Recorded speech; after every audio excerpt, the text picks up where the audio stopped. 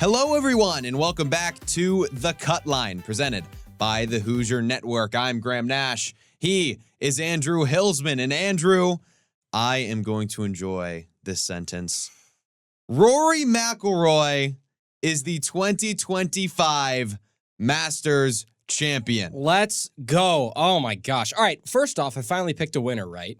Hooray me. We'll get into that a little bit later, but this was... I find it hard to put into words as a spectator what we saw yesterday. It had legitimately everything you could want from a Sunday at Augusta. One of the most memorable, not even just golf watching experiences, sports watching experiences that I've had in my lifetime. It was such thrilling competition the whole way through. Bryson was there throughout the whole front nine. He dropped out at Amen corner. Justin Rose shot a 66 and made that massive putt on 18 to keep him in contention. And then Rory gave us the biggest roller coaster of all time. Ups, downs, heartbreaks, triumphs. Legitimately everything was there in that golf round. It was amazing to watch. There's just so much to unpack here. Yep. We got to just start from the beginning and go through it all. Let's start with setting the scene a little bit. So for those who do not know, Rory McIlroy was one Masters win, one green jacket away from completing the career Grand Slam. Would be the sixth ever, is now, because he won the sixth ever, to complete the Grand Slam. He joins Gene Sarazen, who did it in 1935, Ben Hogan in 1953, Gary Player in 1965, Nicklaus of Jack Nicklaus in 1966, and of course, Tiger Woods in 2000. So it had been a long time. So long. Yeah. Been since 2000. Rory McIlroy comes in and he shoots a first round 72. Yeah. Had 4 birdies through his first, 14 holes? I didn't think he was going to be able to come back after that. And it's like, it's consistent to him. He goes out and he shoots 72s on Thursday at Augusta, but it just felt like it was going to be another one of those years where he was going to be close. He was going to finish high, but he put himself in a hole too late. And then Friday happens. I do want to mention, though, you said he's the king of shooting 72. He literally said that. Yeah. In his press conference, he goes, I'm the king of shooting 72 in the first round of this golf tournament. He's done it 5 times. Yeah. He just loves doing it. Friday comes around, and this dude fires a 66. Cinema. Highlighted by an eagle on 13. Yeah, that round, I think, was sort of the setting point for what we were going to see out of Rory in the weekend. Now we knew what he could do on this golf course. You go, that's 6 under. If my math is usually terrible. That's 6 under. It's a great round. The course wasn't playing especially difficult because the weather was really good all weekend. I remember, what was it? Last year, the wind was crazy at Augusta. Yeah. There wasn't too much weather concerns. There was no rain. No. So, everything was on schedule. So we were going to see some low scores on Friday and Saturday. And that's what we saw from Rory, a 66 Friday. And then he moved into Saturday. He does it again, where he shoots a 66, this with a little bit more fanfare. The first player in Masters history, I was shocked that this has never happened before, to start a round with 6 straight threes on the card. Yeah. He was also the first to start with 5 straight threes, and then he had a par on 6. Then he had a par on 6, right. And there's a par 5 in there. Yeah. that we should mention. Par 5 second hole, and he eagles it. Oh, my gosh. Unbelievable. Well, that hole was... Guys were scoring on that all weekend. Yeah. That's a big one that they want to get out too early. If you can get through one there, and these guys hit the ball so darn long nowadays, especially Rory McIlroy. He's the longest driver in the game aside from Bryson. Yeah. I think he's the most accurate driver, just in my opinion, who has enough length. But you look at it and he's able to reach that. All these guys are able to reach that. And to execute from there, insane. Yeah. And I want to say that after he shot the 66 on Friday, that's when I kind of had the thought, okay, this is truly his to lose. Yep. He was clearly playing the best golf out of anyone out there, except for maybe Justin Rose, who shot a first round, 64? He shot 65. 65. Because remember, he bogeyed 18. Right. But 65 and put himself, I think, 4 strokes ahead of the pack.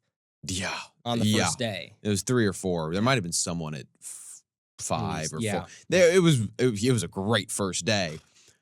But after that Friday 66, I was like, okay, it's going to come down to can he mentally allow himself to win? Not can he win? Can he allow himself to win? It's like he was exercising a demon that he had. For, dude, he had for demons. 10, he had 11. This was the 11th time. and he hadn't gotten it done until now. Let's move into Sunday. Yes. Right? The greatest roller coaster of a round I have ever seen. This is on par with Tiger in 2019. Just the level, the rush, the excitement, the achievement. This is on the same level, I think. Yeah. When you first said it, I kind of had a moment of like, But just what it made us golf fans feel. No, and I think it's close to the same. I think you're right. I would agree because like the storylines, it was beautiful.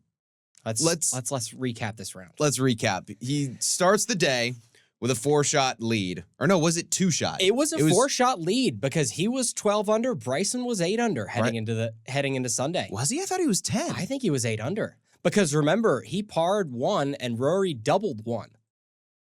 Right. And then didn't Rory have a 1-shot lead? Was it 14 and 10 then? Rory was 14 under and then Bryson was 10 under. Oh man. Why do we not know this? Why do we not know this? I could have sworn. Okay. Well, anyway, while you look it up, yep, I got you. I'll keep going. Rory bogeyed that first hole. Doubled it. Sorry, yes, doubled it. Yeah. Bryson parred it. So all of a sudden, Rory was only leading by 1. Or no, they were tied. They were tied after that hole. Yeah. So I think it was 12 and 10. So it must have been a 2-shot lead. Yeah. Let me see. Okay. I'm pretty sure it was 12 and 10 because they were tied after that hole. They go to the second. Yeah, okay. It was he was 12 under. Bryson was 10 under. Okay. So Justin Rose was 6 under. He was 6 shots back at the start of Sunday. That's insane. We'll get to that. We will. He comes into play. But so they tied after the first hole because Rory doubled. 2-shot swing immediately. Second hole, Bryson birdies it. Was like his only birdie in the first 13 holes or something ridiculous. And Rory parred. So then Bryson took a 1-shot lead. Yep. And as Bryson was set up to that putt, I will admit I was rooting for Rory McIlroy in this tournament. Yeah, me too. As I think a lot of us were. Yep. When Bryson, right before he hit that putt, I looked to my girlfriend who I was watching it with and I said, I hope he makes this. Because if he does, then Rory has to chase. Yeah. I think Rory is a much better golfer when he's chasing. Yeah. So then he goes to the third hole. Bryson makes bogey and Rory makes double. Or Rory makes birdie. Yes. He made double on the first. Rory makes birdie. Yep. On another 2-shot swing, Rory's right back in the lead.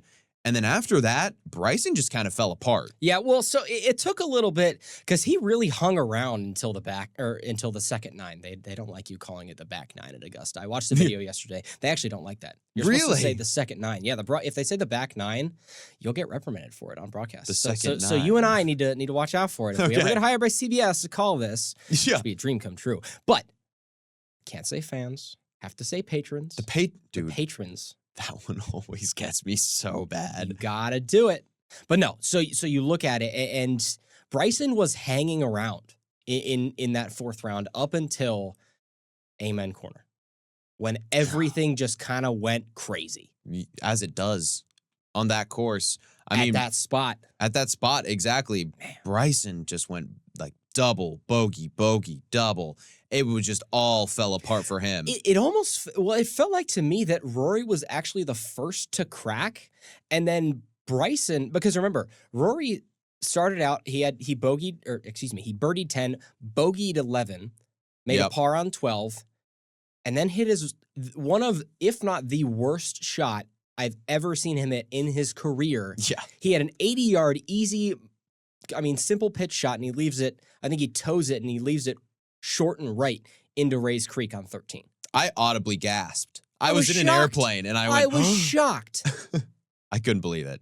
Because the thing I was talking about, too, with a couple friends is, like, that shot, you know that the creek is there. Obviously, he knows the creek is there. Right there, yes. And every time, no matter how well you're playing, no matter how much of a roll you're on, you always make an adjustment for the water being there. So he should have, I'm not saying he didn't because we don't know, but what he should have done was aimed at least a half a flagstick left of the flagstick, if not a total flagstick and just set himself up for birdie. But he might have done that. He might have. But he just left it. He just flared it. The other problem with how we think about, like you and I, when we go out to play golf, we can say, okay, let's put it in the center of the green and we'll be fine. You can't do that at Augusta National because these greens are so heavily sloped. I watched a video on this last night. It was one of the most fascinating things I've really ever watched. It was like hole by hole going through and looking, you know the Straka line books? Yeah, you ever have one of those? I have. You know how the middle picture, like there's the blue and the greens for like low slope? Yeah. And then there's the pink and the red for the high slope. Yeah. I would say 90%, 85 to 90% of every green on that course is pink or red. I remember seeing that. It's insane. all red. It is insane. And they place the pins in spots where there is flat ground, so these guys know where they can funnel the ball down to. Yeah. So I have no idea on 13 where Rory was aiming. I also want to go back to where I was talking about when whoever cracked first. My memory was wrong because remember Bryson doubled 11. That's where he cracked. Yeah, that was it. And they were going from holes 5 through 9, really. They were going par for par. Bryson parred every hole between 5 through 10. He parred. And then he fell apart on 11. Rory had birdies on 9 and 10, bogeyed 11, and then he collapsed on 13. So at that 13 spot, and Rose was I think he was teeing off on 16 or 17. He was 2 or 3 groups ahead. He's like, oh my God, I'm in this now. Yeah. So that's the interesting That's the real kicker. When Bryson fell out, Justin Rose came in and took his place. As Rory did this. Yes. Rose did this. Mm-hmm. And all of a sudden, you were right. It was a 3-way tie at 10 with Rory, Rose, and Oberg. Yes. Who was creeping his way along. He was on there 15. the whole day. Yep. He birdied 15 to get to that 10 under number. Because I think he was playing in the group behind Rose. He might have been 2 behind. He might have been 2 behind him. He was right there, though. But I know Rose finished before he did. Right. Right. Oberg just crumbled on 18. I felt so bad. I know. He's a second-year guy. He's going to have a green jacket. He's going to get a green jacket. He's going to win. He will, eventually. But the kicker was Rory then birdied 15. Yes.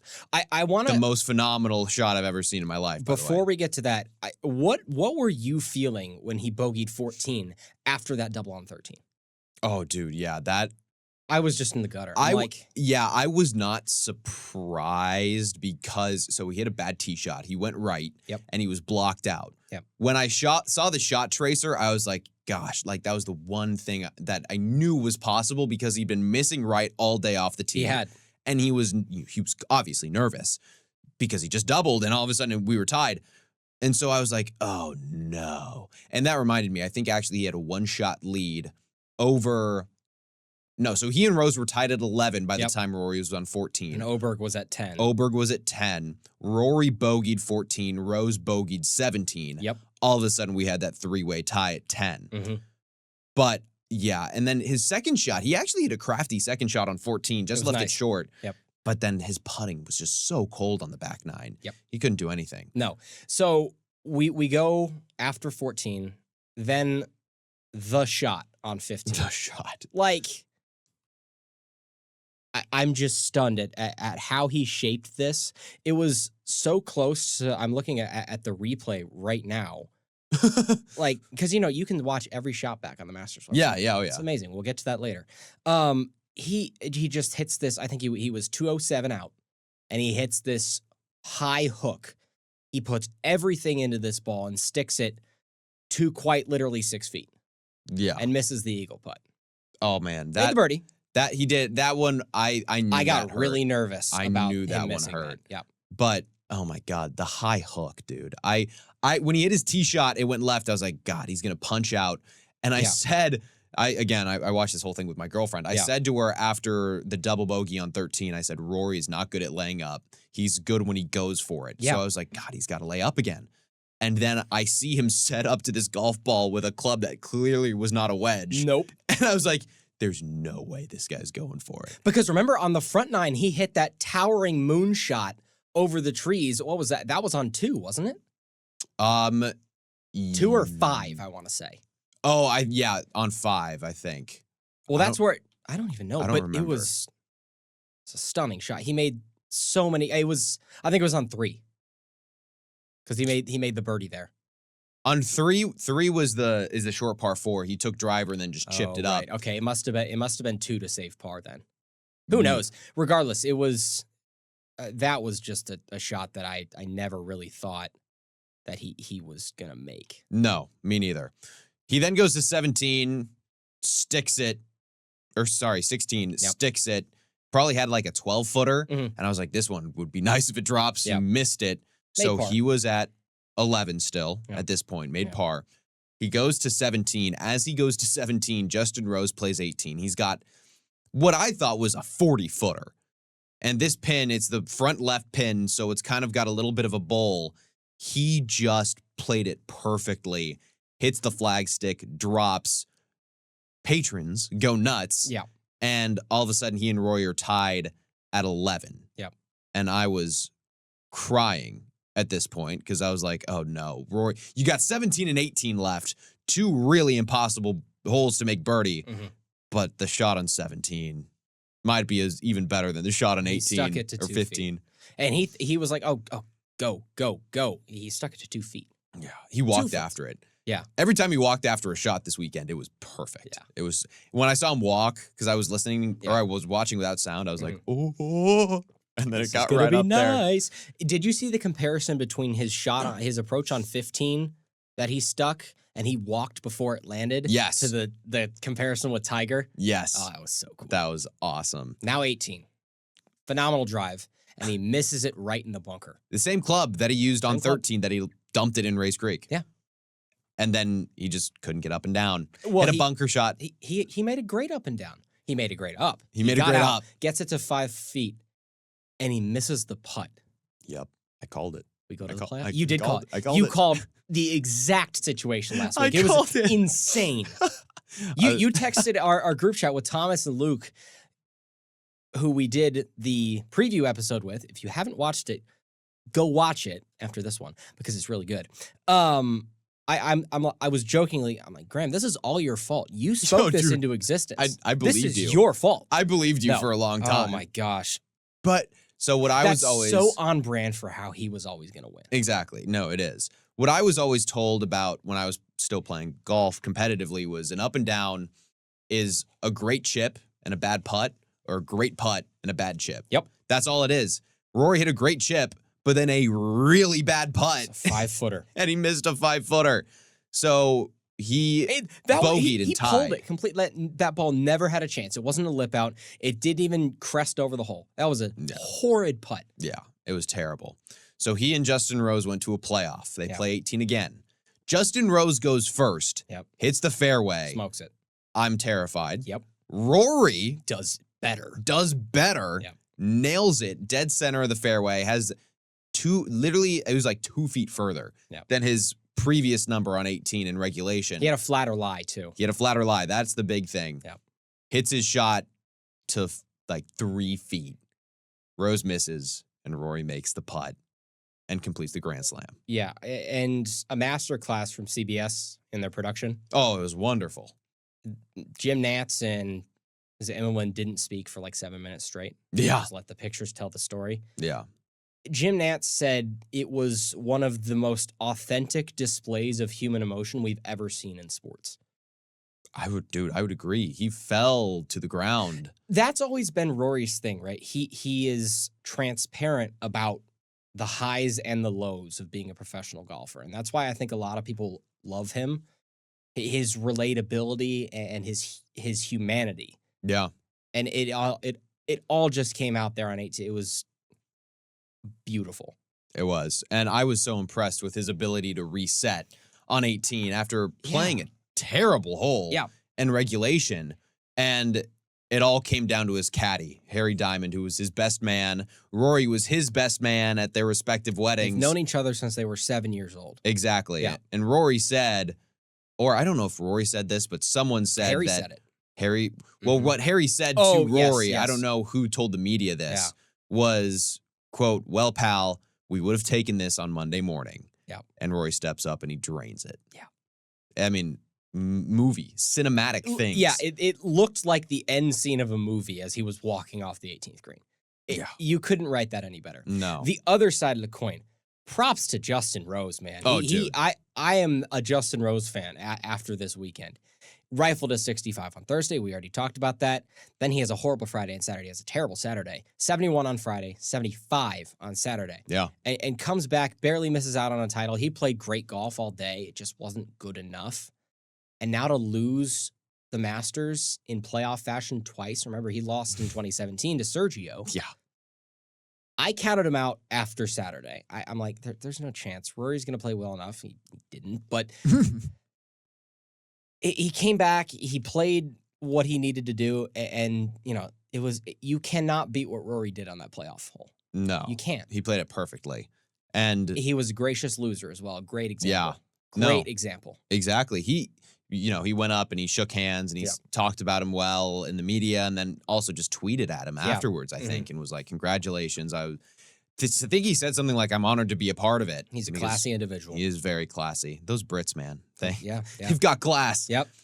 Well, Bryson fell off the face of the planet. We kind of talked about that a little bit. The part that I think is important to hit is he played terribly at Augusta his first bunch of times there, his first handful of times. Last year, he had his best performance, tied for 6th. I think he pretty much did that again this time, tied for 6th. He finished, let's see. I look at the leaderboard. He finished tied for 5th with Sung J M. Okay, so he just did better. Oh yeah, also newsflash, Sung J M tied for 5th. I know. Nobody's really talking about that because this was so crazy, but we'll get to that in a minute. Yeah.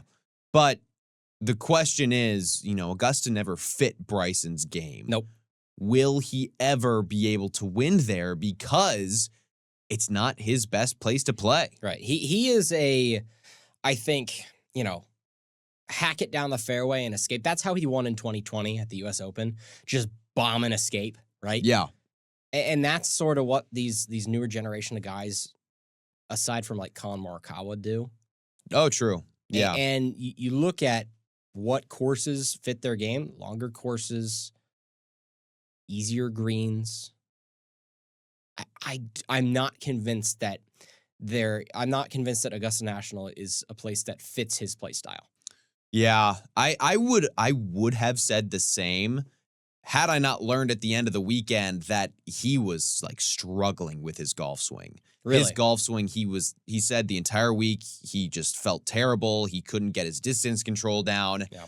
And so he said in that post-round interview that he learned this week that he can hang around at this course even when he doesn't have his best game. I mean, his short game on Saturday it was bad. It was unbelievable. Oh, it was good, yeah. And Sunday it was bad. On Sunday it was bad, yes. exactly. Yeah. But on Saturday it carried him. So I think, if he plays like he did last year at the U.S. Open, if he has that kind of golf swing going, I think he can do it.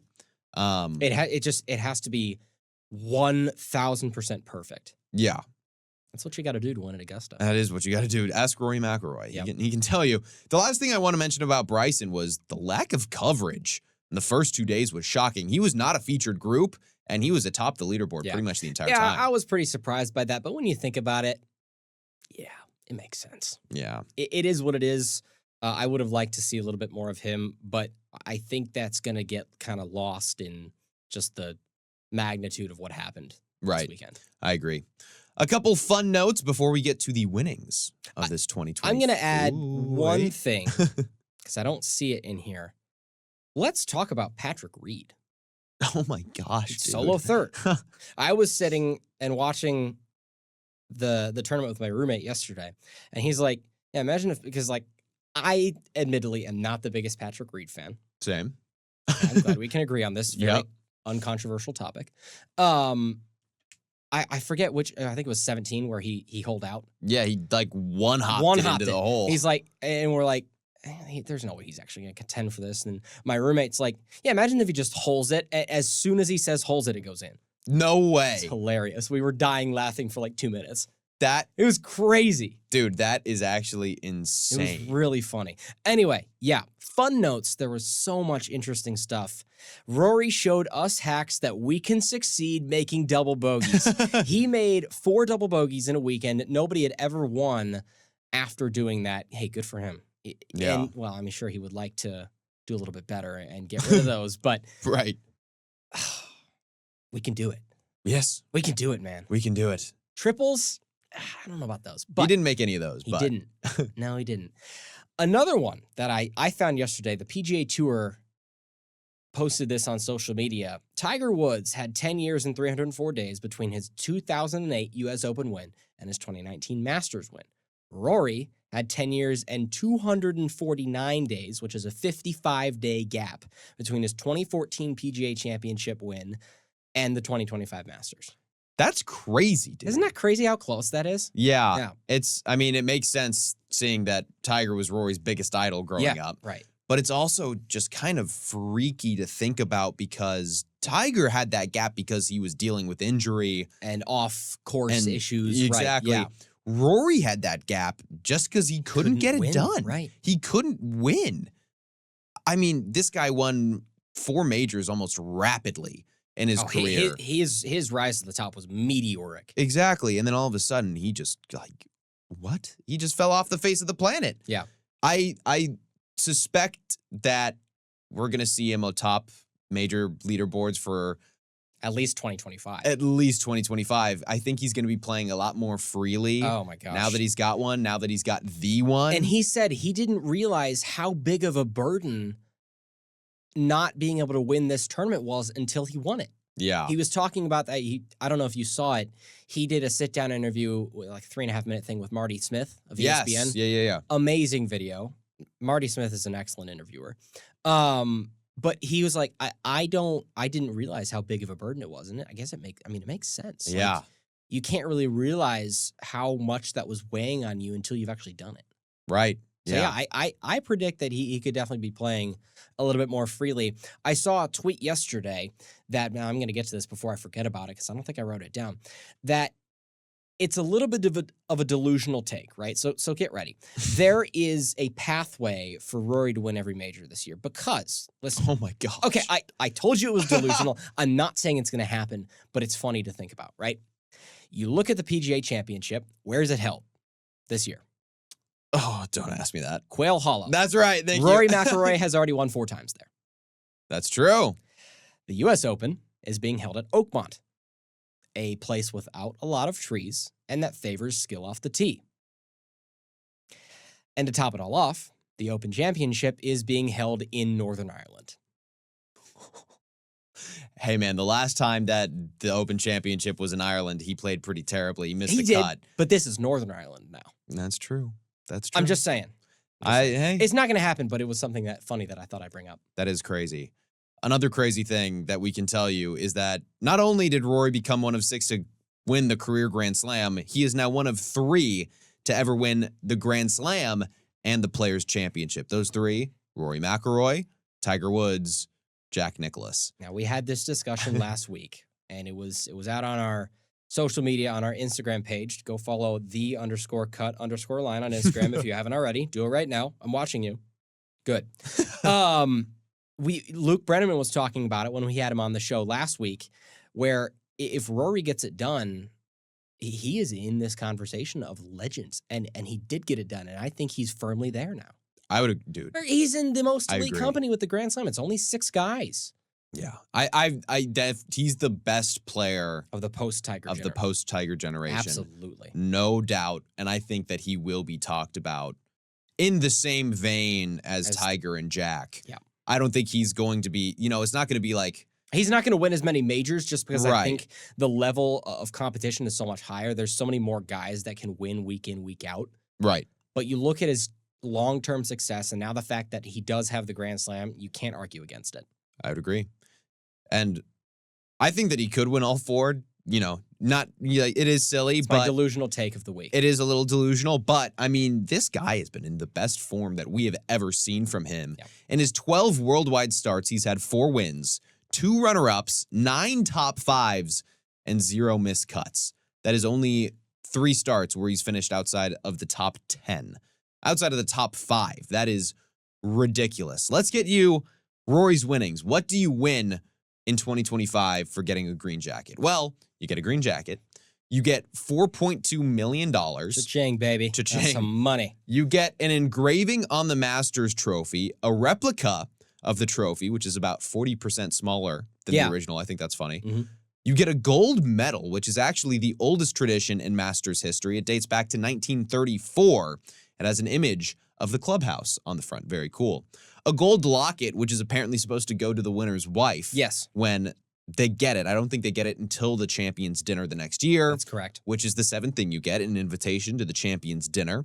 You get an honorary membership to Augusta, a locker in the Champions locker room, access to the Champions only range, a lifetime invitation to the Masters, 100 official World Golf Ranking points, which is 20 more than the players and 30 more than the signature events, and 750 FedEx Cup points. So Rory is rifling to the top of both of those lists. Yep.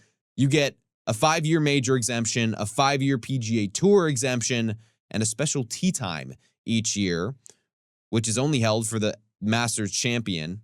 They're allowed to bring a guest on the Sunday before the Masters. And this year, Scotty enjoyed that round with his mom. How cool is that? That's very cool. Like, that's awesome. Yeah. Yeah. Who would you take if you got that round on the Sunday before the Masters? I don't know. I genuinely don't know. That's fair. I mean, there's too many good options, right? There's so many good options. Yeah. I'd it'd have to be my dad because he yeah, plays golf. It'd have but to come down to your pops. Yeah, it would have to be. Yeah, I would agree. Yeah.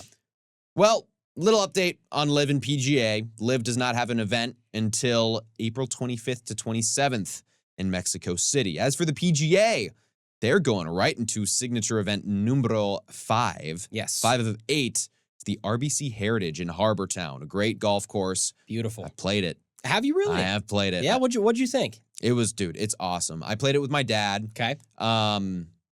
It's, those courses on like the East Coast, not Northeast, Sure. are really nice because it's a little humid, so the Bermuda grass just thrives. But it's not too hot. The one thing that I specifically remember, I had a little like dicey chip, short-sighted over a bunker, and it was the first flop shot I had tried to hit all week. And I was like, all right, I'm just going to pick it clean, put it on the green somewhere. I step up to this green, or to this chip, didn't realize it was fully into the grain, and I don't even hit the ball. I just hit the ground. You just chunk it. Dude, it made the most egregious noise I've ever heard on a golf course. It just went boom. And I was like, oh no. Oh, no. It was so bad. Tough scene. But really good field. It's a signature event. So you've got 8 of the top 10 players in the world playing. The only 2 that aren't are Rory McIlroy. Understandably. And Hideki Matsuyama, the 6th ranked player in the world. I'm wondering why he's not playing. Who knows? Who knows?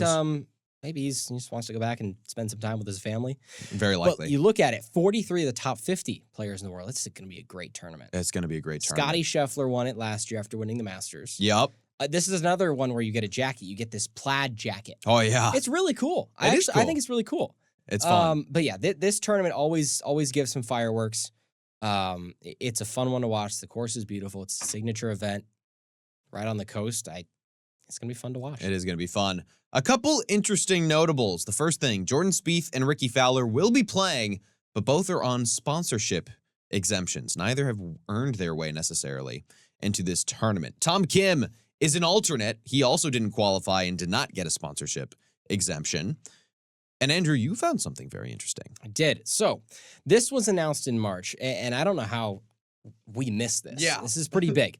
Since 2021, the PGA Championship and the PGA of America has allowed the use of rangefinders in their tournaments. So in the PGA Championship, guys could use rangefinders. Obviously, you can't use rangefinders that give you slope, which is distance adjusted for angle, like angle down. You're going to be playing it shorter. Angle up, you need to put more club. Only the distance is what it gives you. Yep. In every other tournament, say the USGA does not allow that in the US Open. Augusta National doesn't allow it. I don't think the RNA allows it in the Open. But it's in the rules of golf. It's explicitly allowed. So it's a tournament by tournament decision to allow them or not. So Jay Monahan is testing this for 6 events on the tour. This will start this weekend at the RBC, will conclude at the Truist Championship just before the PGA Championship at Quail Hollow. This is all in the interest of pace of play. So guys are going to be allowed to use rangefinders, and they've tested this on the Korn Ferry Tour.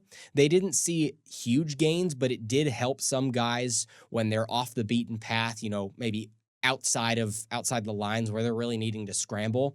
When you don't need to rely on a yardage book to get your distance numbers, it can help. So what do you think? Do you think this is going to help on the PGA Tour? They've done it in the PGA Championship. I haven't noticed any crazy differences, but maybe with a bigger sample size over 6 tournaments, it could yield some better results. Yeah, my first thought was yes, because it takes away guys flipping through the yardage books and then pacing off, from the nearest marker, how far am I, and trying to get it down.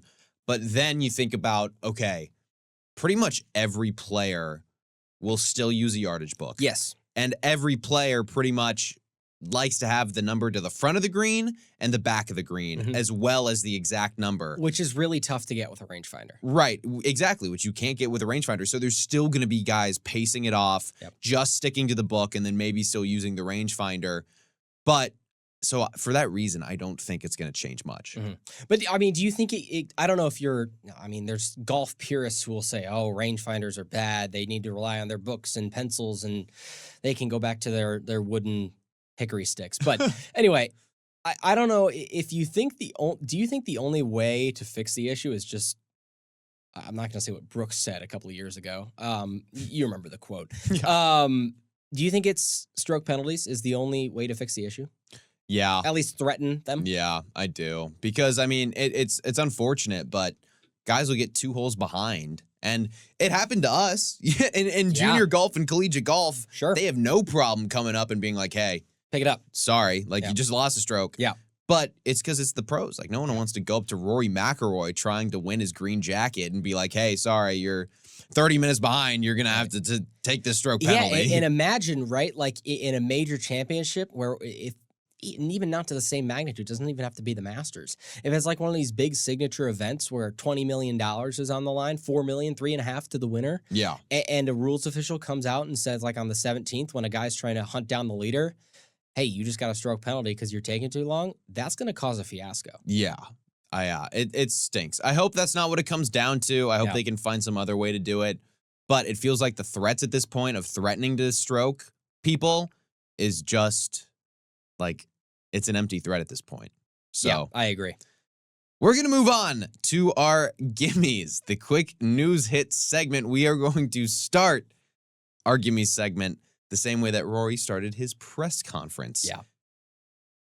He said, guys, what are we going to talk about next year? That's a great question, Rory. I don't know. Not you winning the Grand Slam because he just did it. He just did it. That's the big storyline. It's off the table. What are we going to talk about? I literally don't know. It's got to be, maybe they'll focus on one of the young guns, maybe look at Oberg as a point of emphasis, see, because I think we're at a point where the guys like Spieth and that sort of generation, maybe even Justin Thomas, I think they're nearing the end of their window to be able to win. Oh, really? Really? At Augusta, it's not impossible. Jordan Spieth has done it before. Justin Thomas has not done it before. I don't think it's impossible, but the chances, you have to admit, the chances do get less and less each year. Sure. Now, it's less However, at Augusta, right? You saw Tiger win, even, remember when Phil won the PGA Championship in 2021? He was 51. I think the guys like Ludwig Oberg and those sorts of guys who are setting, he's kind of the front runner in my mind of guys who already understand he's been so good his first 2 starts. I think in the next 5 years, he'll probably win one.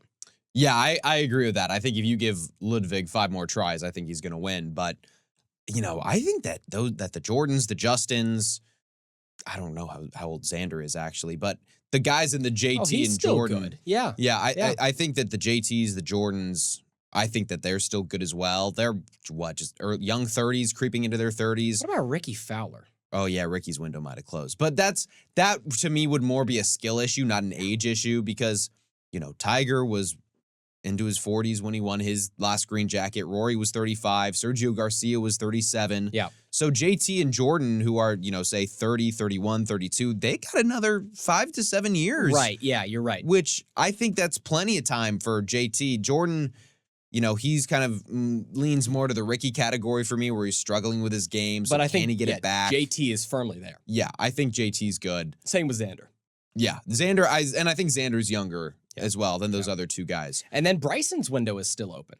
Oh, yeah. Of course. Yeah. Bryson's got time. I mean, he's the best golfer on LIV, at least when it comes to major championships. Yeah. But, there's things that each of these guys individually have to figure out. Right, exactly. Our next gimme, this one's crazy. This one's really cool. Caddies are assigned bib numbers based on when the players check in at Augusta National. So if you're the first guy there, you get number 1. Oh, I'd be getting one every year. I get there so early. I know you do. Dude. Caddy bib number 81 has never won the Masters, while number 89 is tied for the most wins with 3. Those 2 bib numbers were in the final group on Sunday. Rory's caddy was number 81 that never won, and Bryson was number 89. All the odds were stacked against Rory McIlroy, and somehow he came out on top. Don't know how he did it. It's one of those funny things. I didn't know that's how they, assessed it. Because there's only what, 95 guys in the field, I want to say. Something like that. So he was pretty late getting in there, I guess. Yeah, both of them were. Yep. That might be the new thing. Yeah. Show up as late as possible. Exactly. I don't know. This is really cool. Max Homa, we're big Max Homa fans, made the cut at a tournament for the first time since July 19th in 2024 at the Open. It was his 9th tournament of the year. Man, it has been a while. Yeah, long time. And that wore on him so much. He said, tough times don't last. Tough people do. It's a little bit of a cliche quote, but I love it though. It's so good. True. I'm so happy for him to finally, get back into succeeding, and he finished tied for 12th. Yeah, he had a really good showing. His golf swing looked a lot better. Yeah. It looked a lot better. It was totally broken at the start of this year. Yeah, it was bad. Also, Max Homa related, he and longtime caddy Joe Greiner parted ways. Max said that it was not his choice, and it, quote, sucked. But he said that they have always had a deal where they're friends first and friendship mattered more than the work thing. So he said that he was wise enough. Joe, was wise enough to do what he did. Interestingly, Joe Greiner went and was on the bag for Justin Thomas at the Masters. JT is just rifling through people's old caddies. Yeah. He had Bones for a while. Yep. Then he had Jordan Spieth's caddy when Jordan was sick at the Century. He had Greller at the Century. Century. And now he's got Greiner. It's just so funny, dude. Yeah. Caddies are a really underrated and underappreciated part of professional golf. Yeah. Oh, dude, they're a good caddy. Job, man. Does so much. Yeah. They get paid. If their guys winning, they get their fair cut. Yeah, I agree. Well, we've got a gimme in here about Patrick Reed one-hopping it in. Yes. You got a quote from Shane Bacon. Yeah, I saw this on Twitter. I'm like, yeah, this one's going to the bookmarks. He said, quote, Patrick Reed one-hopping a ball in for eagle on 17 in the second to last pairing is about the 43rd most insane thing to happen on this second 9, if that tells you how all of this has gone. And that's absolutely true. Yeah, dude, I would agree. It was like way in the back of my mind. He made it, and I was like, oh, cool. And you're like, wait, he made that? Exactly. What? Exactly. Yeah, no, it was so cool.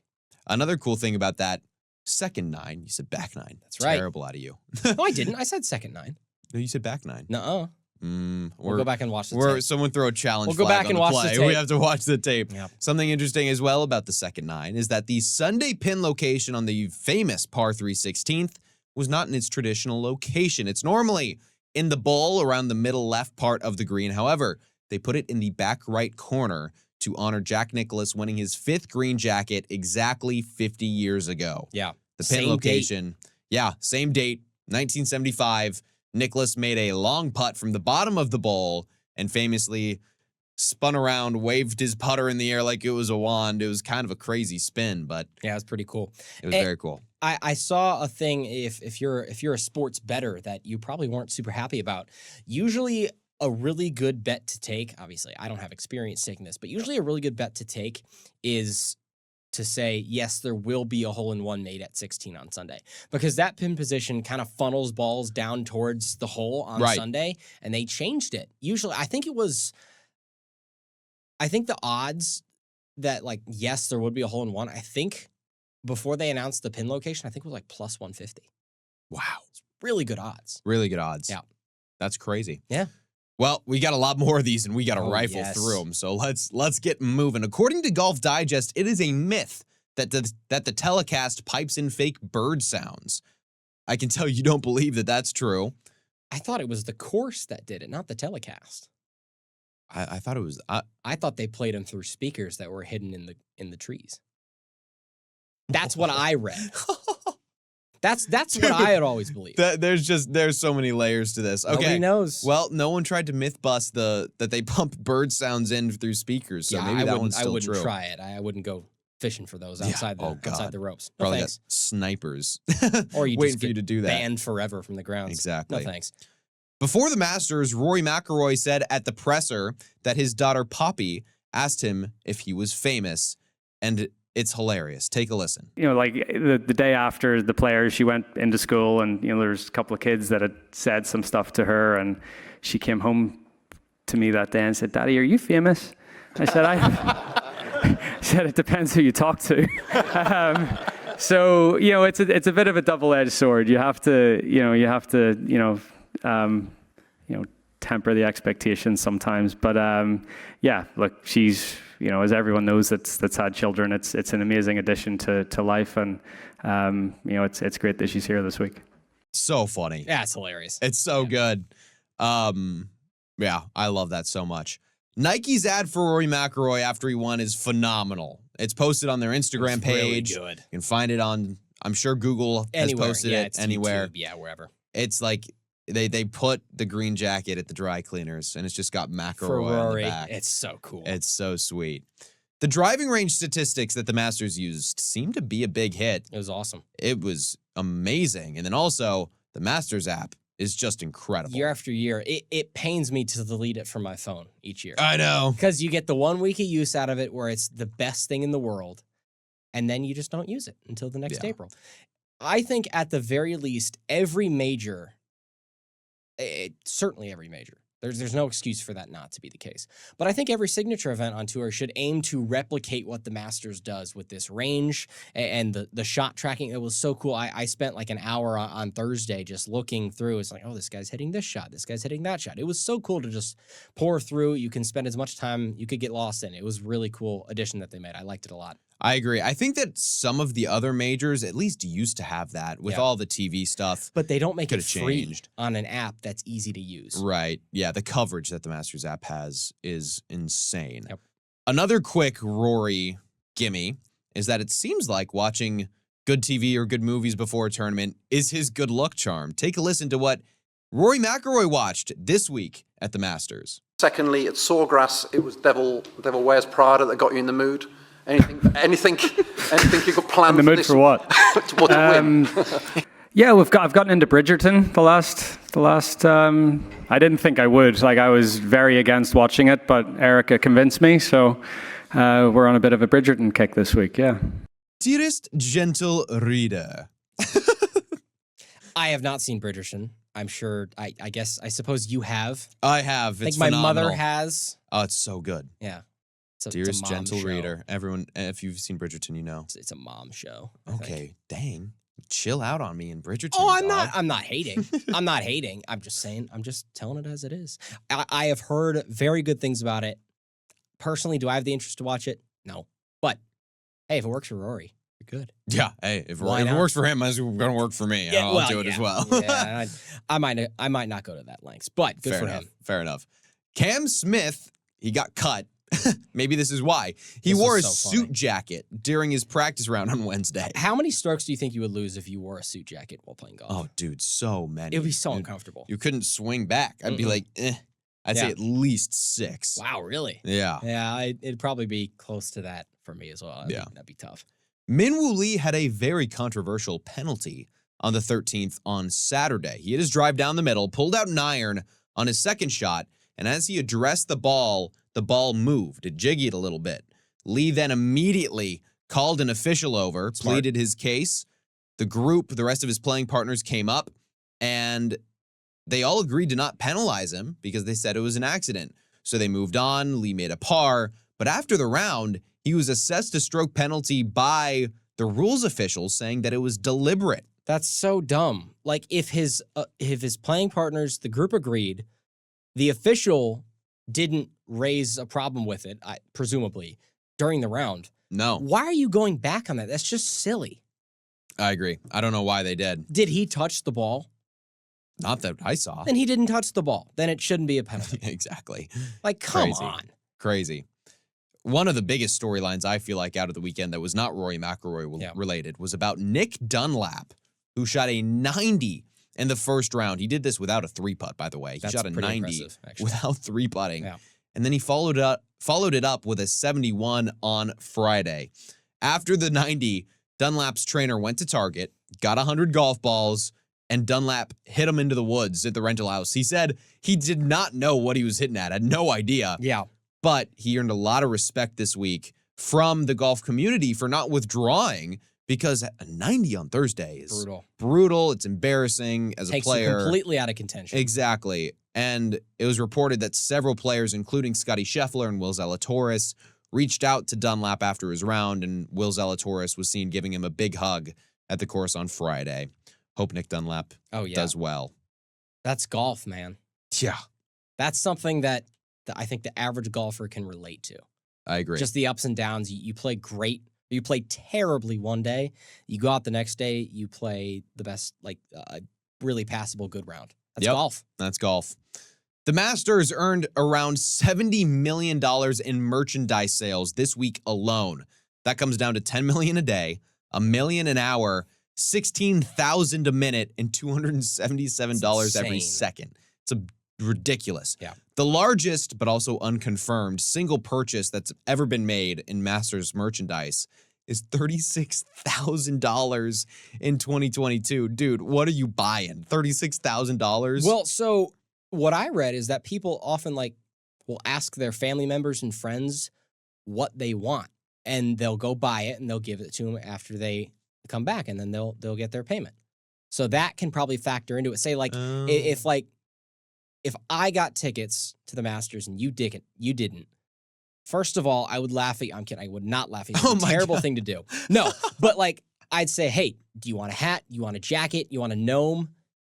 You want a gnome. I want a gnome. You want a gnome. Dude, I want a gnome. I want to know. Anyway, so that adds to your total, and then you just give it back and probably charge your friends a little extra on the side for your troubles. But yeah, I mean, the merch, I think, is relatively understandably priced, and the food prices, those are good. Oh, dude, the food prices are insane. It's so cheap. Yep. That's great. $1.50 sandwiches, $1 for a candy bar. Excellent. Excellent. Well, I learned this. Apparently, there's an odd number of players that make the cut at the Masters, which means that Augusta National member Michael McDermott got to play with Tom Kim on Friday. They don't show him during the broadcast. Yep. There's no score. You can't follow him. No. He didn't qualify. He just shows up, plays with a pro. If he beats him, that's sick, and then leaves. A marker did beat Rory McIlroy back in the mid-2010s. No way, dude. Yep. Oh, my God. Now, They're called markers. That's this guy is a CEO of some financial firm. Yeah. Apparently, he's a hell of a player. Gotta he be. can hit the ball 300 yards is what he said, and you're also a member at Augusta. You're probably pretty good at golf. Right. Yeah. He's also, think he's a member at another. He's a member at Pine Valley and Marion. Yeah, Pine Valley. That was the one. I mean, come on. Hard to Save beat some that. for the rest of us, buddy. Exactly. Bryson and Rory, just a couple more gimmies before we get to made or missed. Bryson and Rory had very different rounds very different Nights. 5 to 9s before their 9 to 5 on Sunday. Rory said that he was going to watch Premier League football or soccer, that he was going to watch a movie with Poppy, said he watched Zootopia. It's a banger. With his daughter on Saturday. Is it a banger? Yeah. And then he gets to the golf course 3.5 hours before he plays. He goes to the locker room, works out, warms up, goes and does press, all that stuff. Bryson said he was going to go practice before dark. He was going to eat. He was going to look at his phone, get treatment, watch a movie, said it was probably going to be a James Bond movie, go to bed late, and get up around 10:30. Rory was probably up at 5. Yeah. I don't know if Bryson slept to 10:30. He probably didn't, but still, that's crazy if he did. I don't think I'd wait that long because that gives you exactly 4 hours before you tee off. Yeah, and you're just waking up. Yeah. That's crazy to think about. Yeah. One more Bryson gimme. Bryson and Rory apparently did not talk the entire final round, and Bryson, I don't think, was very happy about it, because this is what he had to say. Did you speak to him in there? How's he doing, do you know? No idea. Didn't talk to me once all day. What was the atmosphere like in there? Electric, I loved it, but he was just just being focused, I guess. So, it's not me, though. Did you try and initiate conversation with Rory at all? He wouldn't talk to me. What do you expect? What? Like Yeah. this? How much have you been- people? Whoa! Sorry. People loved Tiger for doing this. Like he didn't like. Remember when Tony Finau was in the last group with Molinari, and Yeah. Finau is on record saying that the only time he talked to Tiger during that round, Finau asked him before the round, "Hey, how are your kids?" And he said, "Good." That was it. Literally. Like, You're trying to win the damn Masters. yeah, and you're Rory McIlroy trying to win the Masters. Yeah. Like, and then also what I didn't like about that was they said, did you try to talk to him? And he didn't say yes. He just said he wouldn't have talked to me. Yeah. Like, dude. They shook hands on the first tee. There's video of that. Yeah, So, exactly. yeah. They did It's going to get overblown by the media, and we're all going to forget about it in like 2 weeks. Right. Our last gimme, and by far our most adorable and cutest gimme. Awesome. Tommy Fleetwood's son, Frankie, stole the show at the par 3 contest when he was interviewed on Sky Sports. I think it was Sky Sports. Probably was. Take a listen to what Frankie Fleetwood had to say. How much have you been practicing this next shot on the 9th tee? Well, I've been doing my hardest to get it over the green. I've been practicing as hard as I can. Just not reaching it this year, but I'm just trying my hardest. You got this, Frankie. You're going to hit this green. Shane. I love it. What a well-spoken young man, right? I know. And That's that's so just sweet. like, I feel like that's the heart and soul of every golfer. Yes. Like, I've been trying my I've hardest. been trying.